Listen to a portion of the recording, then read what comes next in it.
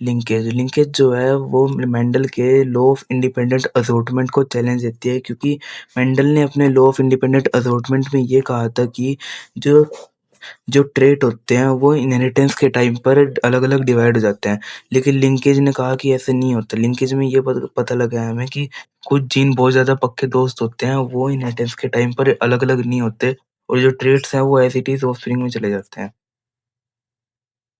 अब तुम क्रोमोसोम को एक बस की तरह मान लो और जीन जो है उसके पैसेंजर्स हैं। ऑफ इंडिपेंडेंट असॉर्टमेंट के हिसाब से दो बंदे अलग अलग बस में बैठेंगे और अलग अलग जगह पर उतरेंगे। लेकिन लिंकेज में ऐसा नहीं होता। लिंकेज में जो ट्रेड्स होंगे वो पक्के दोस्त होंगे और वो सेम बस में सेम सीट पर बैठेंगे और सेम जगह पर उतरेंगे, वो अलग अलग नहीं जाएंगे। इसलिए जो ट्रेड्स होते हैं वो एज इट इज इनहेरिटेंस के टाइम पर चले जाते हैं। इसके दो टाइप होते हैं, कंप्लीट लिंकेज और इनकम्प्लीट लिंकेज। कंप्लीट लिंकेज में जीन जो होते हैं वो बहुत ज़्यादा क्लोजली लोकेटेड होते हैं एक दूसरे से, मतलब वो बहुत ज़्यादा नज़दीक होते हैं। हेरिडिटी ट्रांसमिशन के टाइम पर वो बिल्कुल अलग नहीं होते। और इनकम्प्लीट लिंकेज के टाइम पे वो सेम क्रोमोसोम में तो होते हैं, लेकिन थोड़ी थोड़ी दूरी पर होते हैं, मतलब वो हेरिडिटी ट्रांसमिशन के टाइम पर अलग अलग हो सकते हैं। इसलिए टीएच मॉर्गन ने ड्रोसोफिला फ्रूट फ्लाई पे एक्सपेरिमेंट किया था।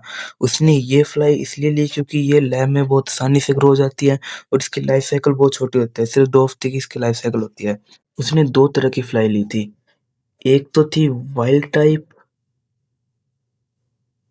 और दूसरी थी म्यूटेंट टाइप। वाइल्ड टाइप में जो बॉडी थी वो ब्राउन कलर की थी और आई का कलर था रेड।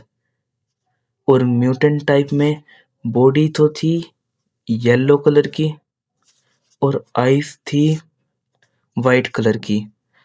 तो मेंडल के इंडिपेंडेंट अलॉटमेंट लॉ के हिसाब से इन दोनों पेरेंट्स के ऑफस्प्रिंग में कॉम्बिनेशन होने चाहिए थे। मतलब अगर बॉडी ब्राउन है तो आई वाइट होगी और बॉडी येलो है तो आई रेड होगी। लेकिन मॉर्गन ने नोटिस किया कि 98.7% ऑफस्प्रिंग अपने पेरेंट्स के जैसे ही थे और सिर्फ 1.3% ही कॉम्बिनेशंस बने। मतलब सिर्फ 1.3% ऑफस्प्रिंग में ही लॉ ऑफ इंडिपेंडेंट असॉर्टमेंट कामयाब हुआ, बाकियों में नहीं हुआ। इसका कारण ये था कि बॉडी और आई कलर के जो जीन्स थे वो एक्स क्रोमोसोम में बहुत ही ज्यादा पास थे, मतलब वो बहुत ही ज्यादा टाइटली लिंक्ड थे। इसलिए वो ट्रांसमिशन के टाइम पर ऐसे के ऐसे ही एक पैक की तरह चले गए। लेकिन उसने वो यहीं तक नहीं रोका, उसने क्रॉस बी बनाया जिसमें उसने लिंकेज वर्सेस डिस्टेंस फाइंड किया।